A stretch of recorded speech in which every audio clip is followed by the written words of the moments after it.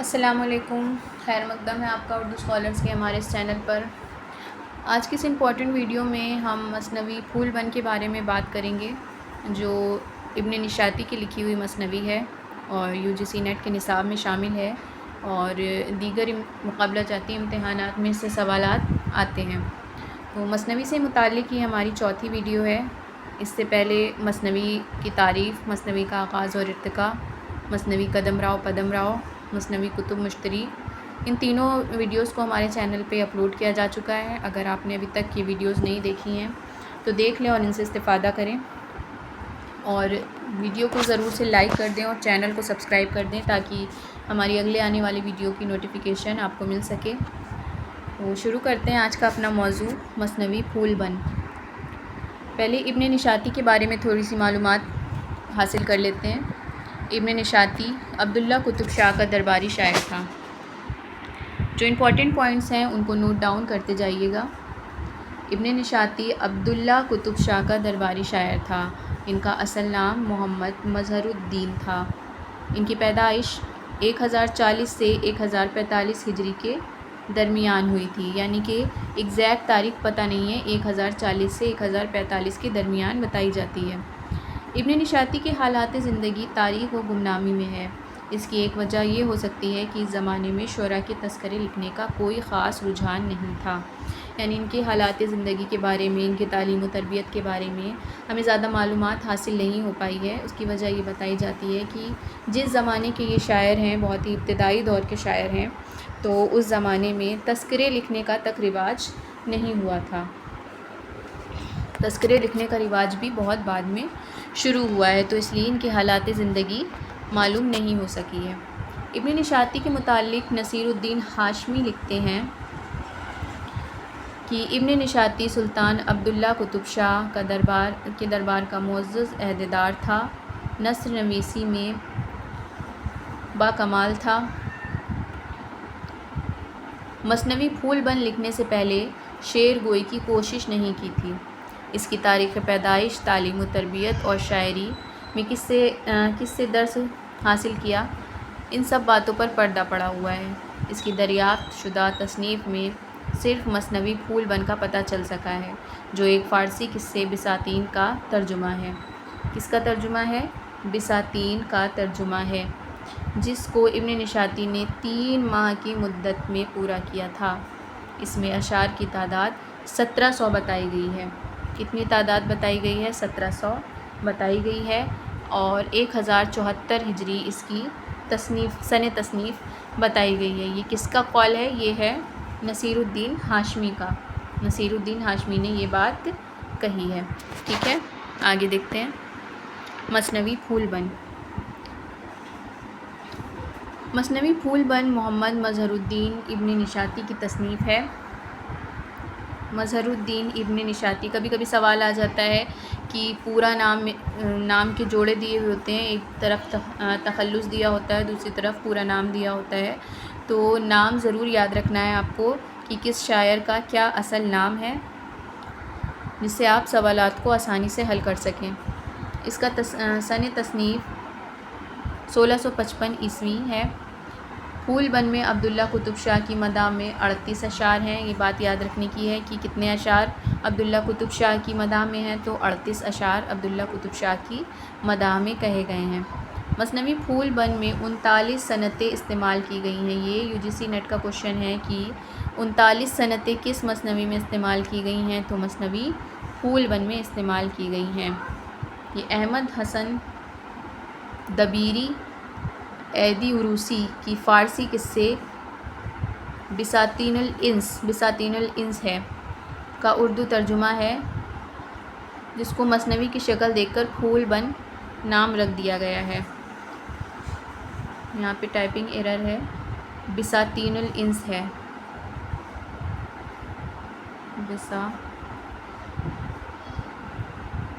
بساطین الانس۔ ٹھیک ہے۔ اس مثنوی میں اسم اعظم کی تاثیر بیان کی گئی ہے۔ اسم اعظم کی تاثیر بیان کی گئی ہے۔ یہ ایک مذہبی تصنیف ہے۔ یہ کیسی تصنیف ہے؟ یہ ایک مذہبی تصنیف ہے۔ اس میں پنت و نساء اور احادیث سے کام لیا گیا ہے۔ مثنوی پھول بن میں 3 مرکزی اور 3 ضمنی قصے ہیں، یعنی بہت طویل یہ مثنوی ہے۔ اس میں 3 مرکزی قصے ہیں اور 3 ضمنی قصے ہیں۔ اس میں روح تبدیل کرنے کا ذکر ہے۔ یہ بھی سوال پوچھا گیا ہے کہ روح تبدیل کرنے کا ذکر کس مثنوی میں ہے؟ مثنوی پھول بن میں ہے۔ پھول بن کو دکن کا انمول رتن کہا جاتا ہے۔ دکن کا انمول رتن کس مثنوی کو کہا جاتا ہے؟ تو مثنوی پھول بن کو کہا جاتا ہے۔ خلاصہ دیکھ لیتے ہیں۔ اس کا خلاصہ بہت طویل ہے، آپ سے گزارش ہے کہ آپ آخر تک ویڈیو کو دیکھیں تو آپ کو مکمل خلاصہ اس کا سمجھ میں آ جائے گا، پوری سٹوری سمجھ میں آ جائے گی کہ کیا کہانی ہے، کیا کردار ہیں۔ تو آخری تک ویڈیو کو ضرور دیکھیے گا، اور ابھی تک اگر آپ نے لائک نہیں کیا ہے ویڈیو کو تو لائک کر دیں، اور چینل کو ضرور سے سبسکرائب کر لیں تاکہ ہماری اگلے آنے والی ویڈیوز کی نوٹیفیکیشن آپ کو مل سکے۔ تو شروع کرتے ہیں اس کا خلاصہ۔ قصے کا آغاز مشرق کے ایک بادشاہ سے ہوتا ہے جو کنچن پٹم نامی شہر کا بادشاہ ہے۔ اس شہر کی ہر چیز سونے کی ہے، اس لیے اس شہر کا نام کنچن پٹم ہے۔ بادشاہ خواب میں ایک درویش کو دیکھتا ہے۔ وہ اس طرح کھڑا ہے مانو اس کی اجازت کا منتظر ہو۔ صبح جب آنکھ کھلتی ہے تو بادشاہ خادم کے ذریعے درویش کو طلب کرتا ہے۔ بادشاہ درویش سے مل کر بہت خوش ہوتا ہے۔ درویش بادشاہ کو ہر روز ایک حکایت سناتا ہے، جسے سن کر راجہ مست ہو جاتا ہے۔ ایک شب راجہ بہت خوش ہوتا ہے۔ وہ درویش سے کہتا ہے کہ ایسا کچھ سناؤ کہ دل مچل جائے۔ درویش کہتا ہے کہ میرا باپ ملک خراسان کا پردھان تھا، اسی سے میں نے یہ حکایت سنی ہے۔ وہ راجہ کو ایک حکایت سنانا شروع کرتا ہے۔ اس حکایت کا نام ہے قصہ گل و بلبل۔ یہ پہلا قصہ ہے، پہلا مرکزی قصہ ہے۔ تو کشمیر میں ایک نہایت عقلمند اور عاقل بادشاہ تھا۔ ایک روز موسم بہار تھا، ہر طرف پھول کھلے ہوئے تھے۔ بادشاہ نے مجلس جمائی، اتنے میں باغباں ایک پھول لے کر حاضر ہوا جو نہایت ہی خوبصورت تھا۔ اس کی خوشبو مثل عنبر تھی۔ باغباں نے پھول بادشاہ کی خدمت میں پیش کیا۔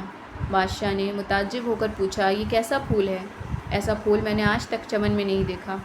اگر تو اس کا پودا لا کر چمن میں لگا دے تو منہ مانگی قیمت پائے گا۔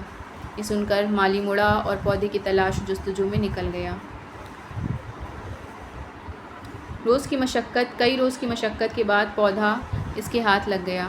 مالی نے اس پودے کو بادشاہ کے چمن میں لگا دیا اور ہر روز ایک پھول بادشاہ کی خدمت میں پیش کرنے لگا۔ ایک روز بادشاہ نے دیکھا کہ پھول میں کچھ سوکھنے کے اثرات نمایاں ہو رہے ہیں۔ رنجیدہ ہو کر مالی سے سبب دریافت کیا۔ مالی نے جواباً عرض کیا کہ چمن میں ایک کالا بلبل ہے۔ وہ اپنے پروں کو اس طرح پھیلاتا ہے کہ کبھی اپنی چونچ سے اس کی کلیوں کو کھولتا ہے، کبھی زار و قطار آہ و بکا کرتا ہے۔ اسی وجہ سے پھول مرجھا گیا ہے۔ یہ سن کر بادشاہ بلبل کو قید کرنے کا حکم دے دیتا ہے۔ بلبل کو قید کر کے بادشاہ کے پاس لایا جاتا ہے۔ بلبل گل سے جدا ہو کر زار و قطار روتا ہے۔ بلبل کی یہ حالت دیکھ کر بادشاہ کو اس پر ترس آ جاتا ہے اور ایک دن اس سے پوچھتا ہے کہ کیوں وہ اتنا پریشان ہے۔ بلبل اپنا احوال کچھ اس طرح سناتا ہے۔ یہاں پہ بلبل اپنی کہانی شروع کر رہا ہے۔ بلبل کہتا ہے کہ میرا باپ خطن کا سوداگر تھا، مال و دولت کی کوئی کمی نہیں تھی، ہر طرح کی آسائشیں موجود تھیں۔ ہمارے قریب ہی ایک زاہد پارسا رہتا تھا، اس کی ایک نہایت خوبصورت بیٹی تھی۔ میں اس ماہ روح سے عشق کرتا تھا، چھپ چھپ کر ہم دونوں ملا کرتے تھے۔ ناگہاں کسی نے زاہد کو اس کی خبر دے دی۔ زاہد نے یہ سن کر غصے میں آ کر ہمارے لیے بد دعا کر دی، جس کے سبب ہم گل و بلبل کی شکل میں تبدیل ہو گئے۔ آگے سب تجھے معلوم ہے۔ سارا قصہ سننے کے بعد بادشاہ خزانے میں سے جادوئی انگوٹھی منگواتا ہے اور آیت الکرسی کی مدد سے دونوں کو انسانی شکل میں لا کر دونوں کی شادی کروا دیتا ہے اور سوداگر کے بیٹے کو دربار میں بڑا منصب عطا کرتا ہے۔ یہاں پہ پہلا قصہ ختم ہوتا ہے۔ اس کے بعد دوسرا قصہ ہے چین کے نقاش کا تذکرہ۔ یہ ضمنی قصہ ہے، یہ زیادہ طویل نہیں ہے۔ ایک دن بادشاہ کی فرمائش پر چین کے نقاش کا قصہ شروع ہوتا ہے۔ چین کا نام سن کر بادشاہ غم زدہ ہو جاتا ہے، کیونکہ چند دنوں پہلے بادشاہ نے چین کو فتح کرنے کے لیے اپنے ایک وزیر کو بھیجا تھا، جو اس وقت تک نہیں لوٹا ہے۔ بادشاہ کو یہ اندیشہ ہوتا ہے کہ کہیں وہ خود ملک فتح کر کے وہاں کا راجہ نہ بن بیٹھے۔ یہ تمام بات سوچ کر بادشاہ اپنا غم ہلکا کرنے کے لیے ایک ندیم کو طلب کرتا ہے اور کوئی حکایت سنانے کے لیے کہتا ہے۔ ندیم موقع شناس رہتا ہے، لہٰذا موقع کی نزاکت کو سمجھتے ہوئے وہ ایک حکایت سنانا شروع کرتا ہے۔ اب دوسری حکایت شروع ہو رہی ہے، یعنی دوسرا قصہ شروع ہو رہا ہے۔ یہ قصہ ہے رانی ستونتی کا قصہ۔ قصوں کے نام آپ کو یاد رکھنے ہیں: گل و بلبل کا قصہ، رانی ستونتی کا قصہ، سمنبر اور ہمایوں فال کا قصہ۔ یہ مرکزی قصے ہیں، ان کے نام آپ کو ضرور سے یاد رکھنے ہیں۔ رانی ستونتی کا قصہ کیا ہے؟ ایک راجہ جو اپنی فہم و فراست کی وجہ سے بہت مشہور تھا، فہم و فراست یعنی عقل کی وجہ سے بہت مشہور تھا، اسے جوگیوں سے بڑی عقیدت تھی۔ ایک دن ایک جوگی شہر میں آیا، بادشاہ نے اس کی بہت عزت کی اور عزت افزائی کی سے خوش ہو کر جوگی نے اسے نقل روح کا منتر سکھا دیا۔ اسی بادشاہ کا ایک وزیر تھا جو ابھی ایک بہت بڑا کارنامہ انجام دے کر آیا تھا۔ بادشاہ نے خوش ہو کر وزیر سے کہا، مانگو کیا مانگتے ہو؟ وزیر نے چالاکی کا مظاہرہ کیا اور راجہ سے نقل روح کا منتر سکھا دینے کو کہا۔ بادشاہ وزیر کو زبان دے چکا تھا، اس لیے راجہ نے اسے نقل روح کا منتر سکھا دیا۔ ایک دن وہی بادشاہ اور وزیر شکار کو گئے۔ اتفاق سے وہ دونوں لشکر سے جدا ہو گئے۔ گھومتے گھومتے دونوں جنگل میں پہنچے۔ راستے میں انہیں ایک ہرن مرا ہوا دکھائی دیا۔ راجہ نے نقل روح کا منتر آزمانے کی غرض سے اپنی روح ہرن کے جسم میں منتقل کر دی اور جنگل میں پھرنے لگا۔ وزیر نے جب راجہ کے جسم کو خالی دیکھا تو اس نے راجہ بننے کی ہوس میں اپنی روح راجہ کے جسم میں منتقل کر لی اور اپنے جسم کے ٹکڑے ٹکڑے کر دیے اور راجہ بن بیٹھا۔ بادشاہ کی رانی ستونتی ایک پاک دامن خاتون تھی۔ اس کو راجہ پر شک ہو گیا۔ جب بھی راجہ اس کے پاس آنے کی کوشش کرتا وہ اسے ٹال دیتی۔ دوسری طرف اصلی راجہ جب جنگل کی سیر سے واپس آیا تو اپنے جسم کو نہ پا کر بڑا پریشان ہوا اور سارا ماجرا سمجھ گیا۔ ایک مرے ہوئے طوطے پر اس کی نظر پڑی۔ اس نے اپنی روح کو طوطے کے جسم میں منتقل کر لیا اور بادشاہ کے شکاری کے گھر پر آ بیٹھا اور شکاری کے ہاتھوں بخوشی اس شرط پر گرفتار ہو گیا کہ شکاری اسے راجہ کے ہاتھوں بیچے گا۔ بادشاہ اسے خرید لیتا ہے اور رانی ستونتی کے پاس رکھ دیتا ہے۔ موقع پا کر طوطے نے سارا واقعہ رانی کو سنایا اور رانی کو اس پر یقین ہو گیا کہ یہی اصلی راجہ ہے۔ طوطے کے مشورے پر رانی نے نقلی راجہ کو اپنی روح ایک پرندے میں منتقل کرنے کے لیے آمادہ کیا۔ جو ہی نقلی راجہ نے اپنی روح پرندے میں منتقل کی، اصلی راجہ نے اپنی روح اپنے پرانے جسم میں منتقل کر لی اور دوبارہ راجہ بن گیا۔ یہ قصہ سن کر بادشاہ بہت خوش ہوا اور وزیر نے ایک اور قصے کا آغاز کیا۔ 2 قصے ہو گئے، اب یہ تیسرا قصے کا آغاز ہو رہا ہے۔ یہ بھی بہت امپورٹنٹ قصہ ہے، سمنبر اور ہمایوں فال کا قصہ۔ یہ کیا قصہ ہے کہ ملک عجم کے بادشاہ کی بیٹی سمنبر جو بہت خوبصورت تھی، اس کی خوبصورتی کے چرچے ہر جگہ تھے۔ مصر کا شہزادہ سمنبر کے بارے میں سن کر اس سے ملنے کا خواہاں تھا۔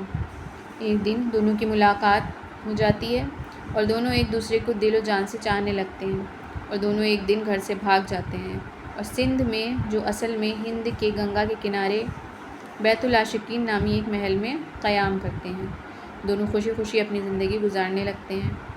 سندھ کے بادشاہ کو ایک دن مالی کے ذریعے سمنبر کے بارے میں اطلاع ملتی ہے۔ وہ اسے دیکھنے کے لیے بے چین ہو جاتا ہے۔ اپنے وزیر کے ساتھ وہ سمنبر سے ملنے کے لیے نکل پڑتا ہے اور سمنبر اتفاق سے اپنے بال سکھا رہی ہوتی ہے۔ جیسے ہی اس کی نظر سمنبر پر پڑتی ہے، اسے پانے کی ہوس اس کے دل میں جاگ اٹھتی ہے۔ ایک منصوبے کے تحت وہ ہمایوں فال کو دعوت پر بلاتا ہے، اسے شطرنج میں شکست دے کر مقرر شرط کے مطابق ندی میں کودنے پر مجبور کرتا ہے۔ ہمایوں فال جو ہی غوطہ لگاتا ہے ایک مچھلی اسے نگل جاتی ہے۔ اس واقعے کی خبر سن کر سمن کا برا حال ہو جاتا ہے۔ وہ بادشاہ کے مکر و فریب کو سمجھ جاتی ہے اور اس سے نفرت کرنے لگتی ہے۔ دوسری طرف مصر کا بادشاہ اپنے بیٹے کی جدائی میں دن رات آنسو بہاتا ہے۔ کسی نے آ کر اسے شہزادے کی دغا سے مارے جانے کی خبر دی۔ وہ غصے سے آگ بگولا ہو جاتا ہے، سندھ پر چڑھائی کر دیتا ہے اور اس سے فتح بھی ملتی ہے۔ سندھ کے بادشاہ کو گرفتار کر لیا جاتا ہے۔ طلسمی مچھلی کے ذریعے جو سندھ کے بادشاہ کے خزانے میں رہتی تھی، اس سے ہمایوں فال کا پتہ چلتا ہے جو پریوں کی قید میں گرفتار تھا۔ سمنبر ہمایوں فال کو ڈھونڈتے ڈھونڈتے پریوں کے علاقے میں پہنچ جاتی ہے۔ وہاں اس کی ملاقات پریوں کی رانی ملیکارا سے ہوتی ہے۔ سمنبر ملیکارا کو سارا واقعہ سناتی ہے۔ ملیکارا کے حکم سے جن اور پریاں مل کر ہمایوں فال کو ڈھونڈنے نکل جاتے ہیں۔ اسی طرح سمنبر اور ہمایوں فال دوبارہ ایک دوسرے سے ملتے ہیں۔ دونوں بادشاہوں کو اس بات کی خبر ملتی ہے کہ ان کے بچے زندہ ہیں۔ دونوں بہت خوش ہوتے ہیں۔ ہمایوں فال اپنے ملک پہنچ کر تخت پر بیٹھتا ہے اور ہر طرف خوشی کے شادیانے بجائے جانے لگتے ہیں۔ تو یہ تھی مثنوی پھول بن۔ اس میں 6 قصے بیان کیے گئے ہیں، جس میں سے 3 مرکزی قصے ہیں اور 3 ضمنی قصے ہیں۔ مرکزی قصے کون کون سے ہیں؟ تو سب سے پہلا قصہ ہے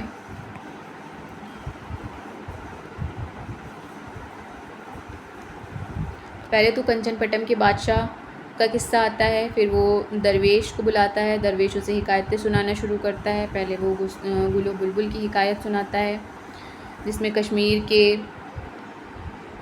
بادشاہ کے بیٹے کا تذکرہ آتا ہے، جس کو بلبل بنا دیا جاتا ہے۔ اس کے بعد دوسرا قصہ ہے چین کے نقاش کا تذکرہ۔ اگلا قصہ رانی ستونتی کا قصہ ہے، جس میں نقل روح کی بات کری گئی ہے۔ اس قصے میں یہ بھی سوال پوچھا جاتا ہے کہ نقل روح کی بات کس قصے میں کری گئی ہے۔ اگلا قصہ ہے سمنبر اور ہمایوں فال کا قصہ۔ ٹھیک ہے، امید ہے آپ کو خلاصہ سمجھ میں آیا ہو۔ اگر ایک بار میں نہیں سمجھ میں آیا تو ویڈیو کو 2 سے 3 بار دیکھیے، آپ کو صحیح سے سمجھ میں آ جائے گا۔ مثنوی پھول بن میں کل 6 قصے ہیں، 3 مرکزی اور 3 ضمنی۔ پھول بن کے مرکزی قصے ہیں۔ مرکزی قصے کون سے ہیں؟ سمنبر اور ہمایوں فال کا قصہ، رانی ستونتی کا قصہ اور گل اور بلبل کا قصہ۔ اور پھول بن کے ضمنی قصے ہیں کنچن پٹم کے بادشاہ اور وزیر کا قصہ، ملک خراسان کے پردھان کا قصہ اور چین کے نقاش کا قصہ۔ ٹھیک ہے، اس کے کردار دیکھ لیتے ہیں۔ اہم کردار ہیں کنچن پٹم کا بادشاہ۔ کنچن پٹم کا بادشاہ جو خواب میں درویش کو دیکھتا ہے اور جس کے دربار میں بیٹھ کے درویش ساری حکایتیں سناتا ہے، ساری کہانیاں سناتا ہے، قصے سناتا ہے۔ درویش ملک خراسان کا پردھان۔ کشمیر کا بادشاہ کون ہے؟ جو اسم اعظم کی انگوٹھی کی مدد سے گل و بلبل کو انسانی روپ میں واپس لاتا ہے۔ بلبل کون ہے؟ ختن کا سوداگر کا بیٹا ہے۔ گل کون ہے؟ گجرات کے عابد زاہد کی بیٹی ہے۔ جوگی، جس نے بادشاہ کو نقل روح کا منتر سکھایا۔ رانی ستونتی، راجا کی بیوی جو نہایت پاک دامن خاتون ہوتی ہے۔ سمنبر، ہمایوں فال کی محبوبہ جو عجم کے بادشاہ کی بیٹی ہے اور جوگن کے کردار میں ہے۔ ہمایوں فال، مصر کا شہزادہ۔ ملیکارا، پرستان کی رانی۔ اور دید بانو، ملیکارا کی خادمہ پری۔ امید ہے آپ کو مثنوی سمجھ میں آئی ہوگی اور اس کے کردار سمجھ میں آئے ہوں گے۔ کرداروں کے نام یاد کر لیں۔ کرداروں کے نام سے بھی سوالات پوچھے جاتے ہیں کہ کون سا کردار کس مثنوی کا ہے یا کون سا قصہ کس مثنوی کا ہے، ان کو اچھے سے یاد کر لیے گا۔ اور اگر آپ کو خلاصہ سمجھنے میں تھوڑی دقت ہوئی ہے تو ویڈیو کو 2 سے 3 بار دیکھیں، غور سے سنیں قصے کو، تو اتنی مشکل نہیں ہے، جلدی سمجھ میں آ جائے گی۔ تو اگر ویڈیو اچھی لگی ہے تو لائک کر دیں، امید ہے لائک کر دیا ہوگا، جس نے یہاں تک ویڈیو دیکھی ہے اس نے لائک تو کر ہی دیا ہوگا۔ تو چینل کو سبسکرائب بھی کر لیں اور زیادہ سے زیادہ شیئر کریں تاکہ جن لوگوں تک صحیح مواد نہیں پہنچ پا رہا ہے ان تک یہ ٹاپک پہنچ جائے۔ بہت سے لوگ ایسے ہیں جو ڈھونڈتے رہ جاتے ہیں، نہیں ملتا ہے انہیں کچھ یوٹیوب پہ، تو ان تک یہ پہنچانے کی کوشش کریے، اپنے فرینڈس میں شیئر کریے، اپنے سرکل میں شیئر کریے۔ اور ہمارا ایک ٹیلی گرام چینل بھی ہے اردو اسکالرس کے نام سے، اس کو بھی آپ جوائن کر سکتے ہیں۔ اس میں اب تک جتنے بھی ویڈیوز ہم نے اپلوڈ کرے ہیں ان سب کے لنک آپ کو مل جائیں گے، اور زیادہ سے زیادہ شیئر کریں ویڈیو کو۔ اب اگلی ویڈیو میں ہم دوسری مثنوی پیش کرنے کی کوشش کریں گے۔ قدم راؤ پدم راؤ ہو گئی ہے، کتب مشتری ہو گئی ہے، پھول بن ہو گئی ہے۔ اس کے بعد بکٹ کہانی، انشاءاللہ بکٹ کہانی پہ اگلی ویڈیو اپلوڈ کرنے کی کوشش کریں گے۔ تو جب تک کے لیے خیریت سے رہیے، ملتے ہیں اگلی ویڈیو میں۔ اللہ حافظ۔